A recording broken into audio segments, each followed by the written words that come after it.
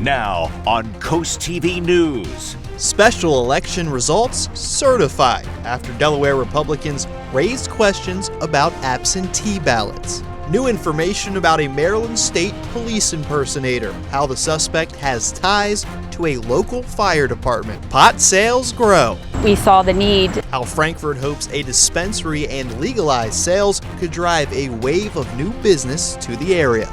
Tracking a pleasant dry Friday with a high risk of rip currents, and the latest on your weekend forecast and when the heat and humidity make a return. This is CoastTV News at 11. Good evening, I'm Brandon Ferguson. Welcome to CoastTV News at 11. We begin tonight with a response from Delaware officials to high property tax rates across the state. Delaware lawmakers are moving fast to respond to widespread outrage over massive property tax hikes following Delaware's first reassessments in decades. Some homeowners, especially in Newcastle County, saw their property values jump by over 500%, leading to huge tax bills. In response, the House filed 3 emergency bills, House Bill 240, 241, and 242, to help provide short-term relief, including refunds, payment plans, and letting school districts adjust tax rates. A special session is set for August 12th, with lawmakers promising more permanent solutions in 2026. Sussex County's major property reassessment from earlier this year had fewer than 800 appeals filed, and that equates to just 1% of all parcels countywide. And for a full breakdown of the special session coming up and the proposed bills, you can head to coasttv.com right now. The District 20 special election results have been certified by the Delaware Department of Elections. Alana's Berry 121 vote victory over Nikki Miller is now confirmed after the Delaware Republican Party claimed there were serious irregularities with this special election. New details tonight are emerging about an alleged impersonation of a Maryland state trooper. According to court documents, Jay Ballard confessed to illegally pulling over a woman in Salisbury while posing as a state trooper. Investigators say Ballard lived with the state trooper at the time of the alleged incidents back in January. Police say it happened at South Division Street and Milford Street on the early morning hours on January 12th. Pictures appear to show Ballard dressed as a state trooper. And we now know this may not have been an isolated incident. The Lower Somerset EMS captain tells us Ballard took an EMS vehicle a few years ago. The captain says Ballard had a relative who volunteered at the station. And state police are now looking for anyone Ballard may have pulled over. If you believe you're a victim, you're asked to contact Maryland State Police. And the time is now 11:02 here on this Thursday night. We're going to take a live look outside into Milford and bring in First Alert meteorologist Chris Mastrobono. And Chris, so far it's been a beautiful week. The humidity has been down, but is that trend going to continue? I'll tell you what, get it while you can, right? It's been just a beautiful start to August, 7 straight days below average, but yeah, we got some changes coming in that 7-day forecast. 80 degrees was our high in Georgetown, 81 in Salisbury, 79 in Ocean City. We saw a few sprinkles at times, but we had a mix of sun and clouds for most of the day. We're at 68 in Milford right now, holding in the 70s at the coast with that wind coming off the ocean, keeping things a bit milder there. We're at 68 in Georgetown to 68 in Laura. Winds have relaxed, but still seeing some gusts at the coast. 21 mile an hour Indian River Inlet to 18 miles an hour in Ocean City. We are clear of any precipitation. Now, we still do have moderate air quality. This is current readings. You can see green, good air quality across South Jersey. Air blowing in off the ocean is going to push all that smoke that we've been dealing with, that upper level dense wildfire smoke, out to the west, and we are going to see clear, bluer skies as we push into the weekend. So your forecast for tomorrow, waking up 71 around 8 a.m., see temperature around 77 by noon, on our way to yet another below average day. Average highs are 87, so we're going to see highs top out right around 80 degrees tomorrow, and we're going to be pleasant and dry right through the weekend. Low tolerable humidity. One wrinkle in the forecast, though, high risk of rip currents. Combination of that east wind, a full moon, and that coastal system is going to create dangerous rip currents and swells throughout the weekend. Heat, humidity return next week as temperatures rise back into the lower to mid 90s, as well as the rise in humidity, especially by the middle part of next week. Coming up, we'll talk more about the heat and humidity coming in next week, as well as that full 7-day forecast here in a little bit. Brandon. Thank you, Chris. Almost 1,000 acres of farmland on Maryland's eastern shore is now being protected. The State Board of Public Works recently approved several easements through the Maryland Agricultural Preservation Foundation. It includes 8 areas in Dorchester, Worcester, Somerset, and Queen Anne's counties. The cost totals more than $3 million, and this is all in an effort to protect agricultural heritage in Maryland. The farm dispensary in Frankfort is the latest and one of the only recreational weed shops in Sussex County. As Coast TV News reporter Emma Aiken shows us what the town manager of Frankfort thinks of the new business. When you walk into the farm dispensary in Frankfort, here's how it might go. Good one I select will probably be cotton candy. Okay. It works for me. I like it. Or fruit by the foot works well too. Okay, I think I'll do Those that. are your indicas, which help you too. Picking the type of marijuana you'd like is the new reality for Delawareans choosing to take part. The farm dispensary is one of the only dispensaries within municipal limits, as many towns have banned shops like this. CEO Jennifer Stark says they picked Frankfort because there wasn't a dispensary nearby. We saw the need, for something in this area because there was a gap between other existing dispensaries in the state. Certainly the town of Frankfort, just with general commercial growth, we bring in traffic.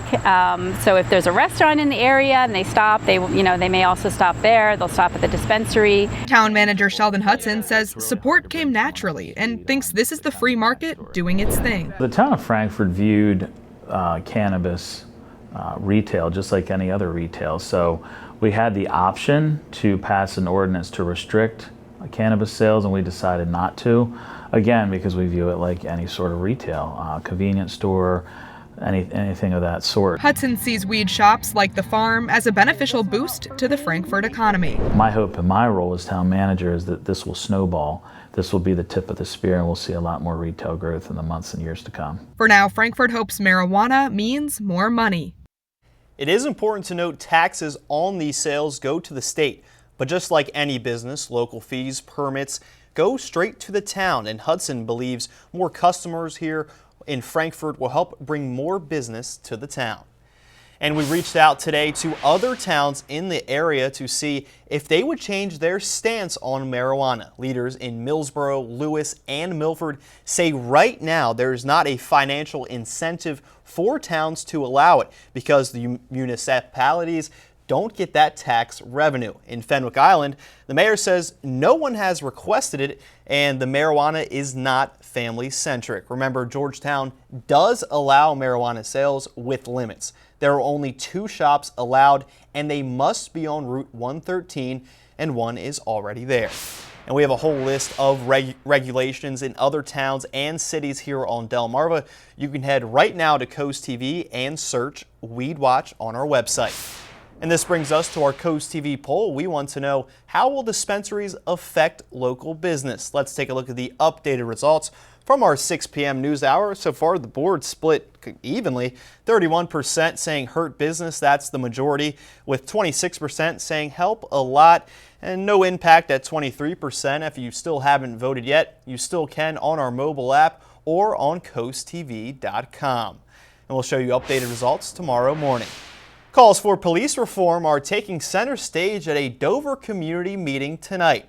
Advocacy groups and neighbors are gathering at the Dover Public Library to share stories and push for stronger accountability measures.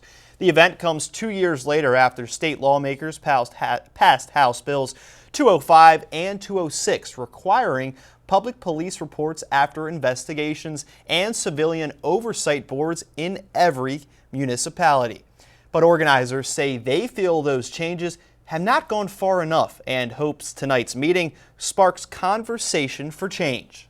When 205 and 206 were passed 2 years ago, many legislators on the record said this is a first step. This idea of a first step is great if we take a second step and a third step and a fourth step. And so that's what we're looking to do. Event organizers say one of the goals of tonight's meeting is to discuss potential options for cleanup bills to strengthen the already existing police reform laws in Delaware. And here's a heads up for Indian River School District parents. New student registration will temporarily pause to ensure a smooth start to the school year. Registration will close from August 27th at 4 p.m. and then reopen on September 4th at 8 a.m. And families are being reminded that transportation needs 48 hours in advance to arrange bus service, and expect calls about bus routes on August 14th and a full class list on August 21st. And you can contact your child's school for any updates.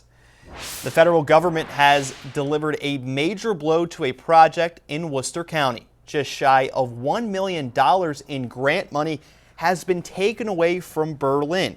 The grant was awarded to the town years ago and would have helped make it easier to cross Route 113. But yesterday, town officials were told that a grant is no longer available due to an array of federal cuts included in President Trump's big, beautiful bill. We've had people that have lost their lives walking across the crosswalks in this highway right here behind me. It's not safe. We gotta find a better way. We had a better way. Sadly, it's been cut, but we're gonna keep on fighting. Mayor Tyndall says the town will pursue other grant opportunities, but he says it's likely this will set Berlin's project back by years. We are just getting started here on Coast TV News at 11. Coming up later, a U.S. soldier charged in a spy attempt in Russia. A partly cloudy, comfortable Friday in Cambridge and Crisfield. Temperatures right around 80s and the lower 80s through the weekend. A gorgeous August weekend in store for Delmarva. We'll talk more about it in my full forecast here in minutes. First, a mother's mission to honor her fallen son, how one local family is turning grief into a lasting legacy. That's up next.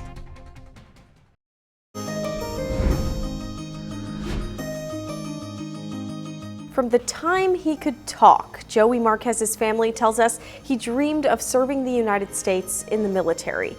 But tragically, 3 years ago, Joey lost his life in a training accident, and ever since then, his family has worked tirelessly to keep his memory alive. And in this week's Coastal Connections, Elisa Weber introduces us to Joey's mother and shows us how we can help honor her son's legacy. And we spent a lot of time down at the beach. Ever since Joey was little, his mother, Kristen, says his lifelong dream was to serve. Ever since he could talk, that's all he ever said. So we just knew that's what he was always going to do. At just 17, Joey enlisted, turning that dream into a reality. Everything he did, he was just a very thoughtful, dedicated, loyal young man, very giving, and nobody was surprised that he wanted to sacrifice to serve our country. While doing practice training in Yakima, Joey was tragically killed during an accident at the age of 19. Ever since his passing, his mother and family have made it their mission to make sure Joey's memory lives on. Since Joey passed away in April 2022, his loved ones have honored his memory by organizing a Memorial 5K, an event they say is especially meaningful because of his deep love for sports. I've been very fortunate and blessed that Joey's been honored in a lot of ways, and he's been memorialized in a lot of ways, which I don't think all the families have. But this is something that I will do until I can't do it anymore. Joey's family is now using the money raised from the race to fund a memorial for him at the Delaware Veterans Memorial Cemetery in Millsboro. The memorial will actually be a Gold Star Families Memorial Monument, honoring not only Joey, but all Gold Star families, which are the immediate family members of U.S. service members who died while serving in the armed forces. Joey's mother says she often comes here to the Kent County Veterans Memorial to stand by the brick that honors her son, which you can see right here. Joey often went by Dims, which his mother says was a nickname given to him at birth. They brought him out to see my mom because she was waiting to see him, and he moved his mouth and she was like, oh my goodness, look. And he had these double dimples. He had dimples in his ears, he had dimples on his shoulders, he had dimples in his back. So we just always called him Dimps and Dimples. From hats to dog tags and tattoos, Kristen carries her son with her every day. But the pain of losing him never gets easier. He was just a true hero. I mean, he was just an amazing person. He was just a bright light. Sorry, I'm He's very missed every day. Right now, Joey's mother says they have about $20,000 left to raise for the monument. And you can help by participating in the PFC Joseph Dimps Marquez Memorial 5K on August 10th in Rehoboth Beach. For Coastal Connections, I'm Elisa Weber. It has been a gorgeous evening on the Delmarva Peninsula as we take a live look into Salisbury.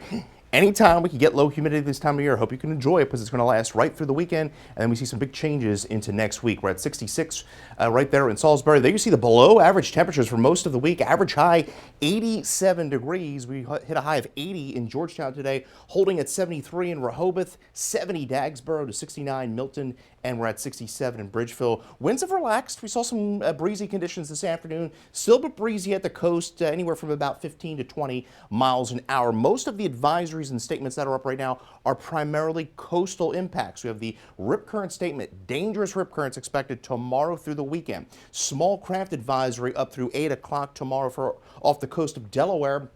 We also have that rip current impact. Ocean City down through Chickateague, swells 3 to 5 feet. And we also have small craft advisories up through 6 a.m. Saturday.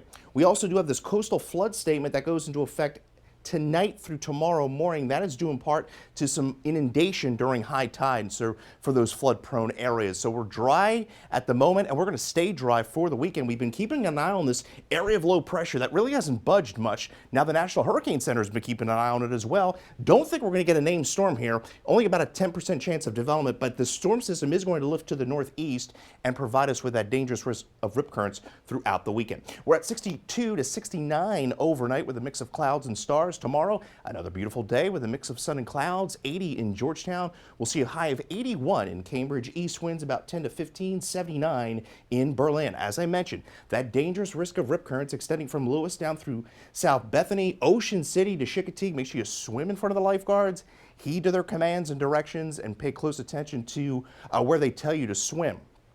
Partly cloudy skies tomorrow. Tomorrow evening looking very nice. Low humidity continues. By Saturday morning, maybe a few upper 50s west of 113, Route 13, looking pretty nice. And we're going to see a beautiful weekend. In fact, partly cloudy skies into Saturday, 80 degrees. We bump the temperatures up a few more degrees into Sunday. Take a look at some of the wave action with those anglers heading out tomorrow. Look at some of those waves upwards of 8 to 9 feet, about 60 to 70 miles outside of Ocean City. But the good news is, as that storm system lifts off to the northeast, we should see wave action subside a bit as we go into Saturday and Sunday. 81 for the high, 83 Sunday, wall-to-wall sunshine, and there's that system lifting off to the northeast, high pressure locking in. Again, with that high risk of rip currents, we're going to see sunny, pleasant conditions as that northeast wind. We're getting kind of a double whammy this weekend. East wind, that system pushing off to the northeast, as well as a full moon come tomorrow. Now, the dew points are going to be on the rise as we go into Monday, and especially by Tuesday, Wednesday, you will feel those dew points back into the 70s. Between August 13th and 19th, we go above average, and if you miss the heat and humidity, it's going to be me making a comeback, especially by Tuesday, Wednesday, and Thursday of next week, and we'll throw in a few afternoon thunderstorm chances by Thursday. Thank you, Chris. Fitness company Peloton posted a profit for the quarter ending in June, announcing layoffs after projecting sales would decline for the current quarter. Peloton expects a drop in sales in its exercise machines and subscriptions to continue. The company said it would let go of 6% of its workers worldwide and relocate some operations. Peloton's new CEO said the moves would save an estimated $100 million annually. President Donald Trump has enacted a new wave of tariffs on dozens of America's trading partners. Before Thursday, virtually every country's goods were subject to a minimum 10% tariff. Now rates vary depending on the country. Tariffs on goods from Brazil are at 50%, Switzerland is at 39%, and India is at 25%. The president and his economic advisors have noted that they've raised more than $100 billion in tax revenue, but economists fear the more aggressive tariffs could lead to higher inflation and slower job growth. Toyota says tariffs will cost the company nearly $10 billion. in profits because of President Donald Trump. The Wall Street Journal reports the world's largest automaker also projects its net profit to fall by 44% just this fiscal year. Toyota's announcement Thursday comes amid higher tariffs on cars coming to the U.S., as well as higher levies on parts, steel, and aluminum. Japanese auto exports in the U.S. face a 15% tariff after a trade deal that was made last month. Coming up next, we check in on the White Marlin Open leaderboards and see if there are any big changes after day 4.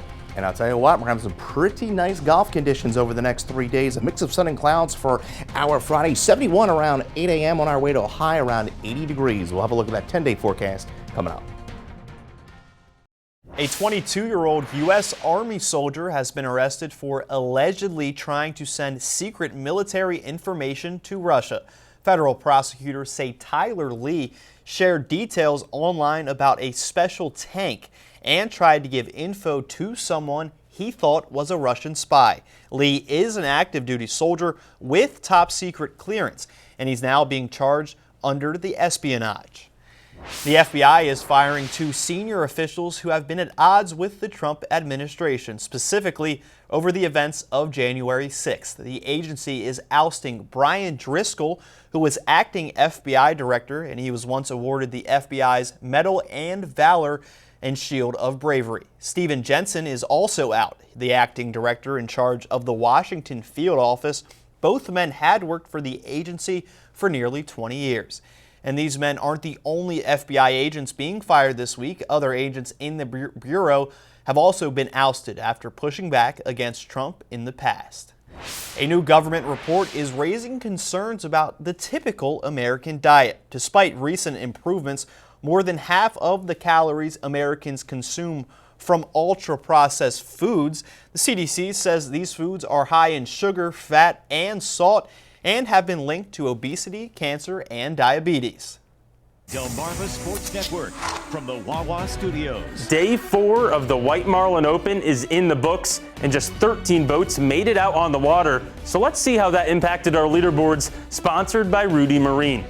In the White Marlin category, nothing has changed since the first and only catch. It was a local boat. Bill Fisher out of Ocean City caught a 72-pounder. As of now, the price sits at over $4 million.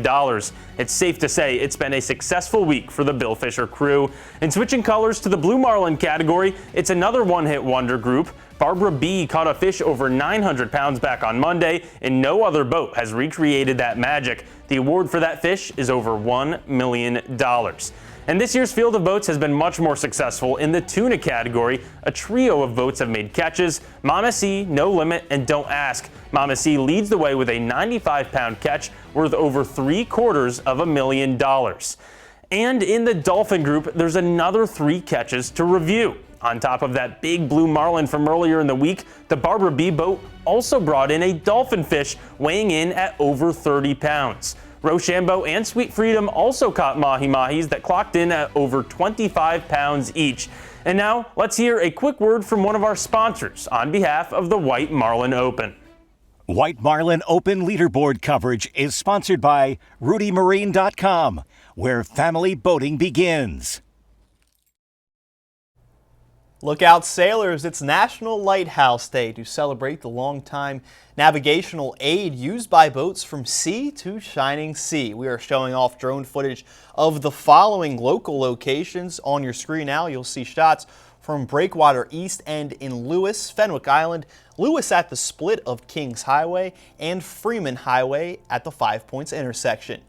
And we are once again gearing up for the Bless Our Children campaign. Every year, Draper Media works to make the holiday season brighter for every child on Delmarva. The money raised goes to charitable groups who then buy Christmas presents. And right now, we are accepting funding applications from those nonprofits through October 1st. You can find it at a link on blessourchildren.org. And we now bring in First Alert meteorologist Chris Mastrobuono. And Chris, we'll get to the weather in a little bit, but your birds kicked off their first preseason game. What did you think? I'll tell you what, looked good. And they were facing the first stringers of the Bengals. Tanner McKee looking pretty good. Everything looked good there. I just need my Packers. I know. I'm not worried about August. I need the Packers in January. I'm just hoping for you and for the Packers and the Eagles, everyone stays healthy through Healthy, training camp. good season. And everybody starts the season healthy, and we can see what happens here. Oh yeah, but what do we expect here into this weekend with the forecast? Well, I'll tell you what, it's going to be picture perfect. I mean, can't get any better than this for August. Low humidity, temperatures in the 80s, below average temperatures. And as we take a live look into Lewis, we can see a temperature there. We are still in the 70s at the coast, 73, a bit milder at the coast with that east wind continuing. Temperatures overnight falling into the upper 60s at the coast. Inland, we fall into the lower to mid 60s under mainly clear skies. Well, we have the sturgeon moon tomorrow night. So this name derives from the large number of sturgeon fish that were found in the Great Lakes this time of year. And this is one of the first full moon. This is the first full moon of the month. And we have the rest of the full moons there through the remainder of the year. The 3 last full moons of the year are super moons. So that is something to look forward to tomorrow night. Linda Harris of Ocean Pines, Maryland, you're the winner of our Paul Davis umbrella. Get your forecast anytime by downloading the First Alert Weather phone, and your 10-day forecast shows that sunshine and low 80s through the weekend, and then that heat and humidity makes a return through the middle of next week, where the 90s and heat indices near 100 degrees by Wednesday. Thank you, Chris. Creeping back into the 90s. How about that? Thanks for joining us here for Coast TV News at 11. For more news and local weather, you can download our Coast TV News app. The Tonight Show starring Jimmy Fallon is up next. We'll see you tomorrow morning for Coast TV News at 5 a.m. Have a great night.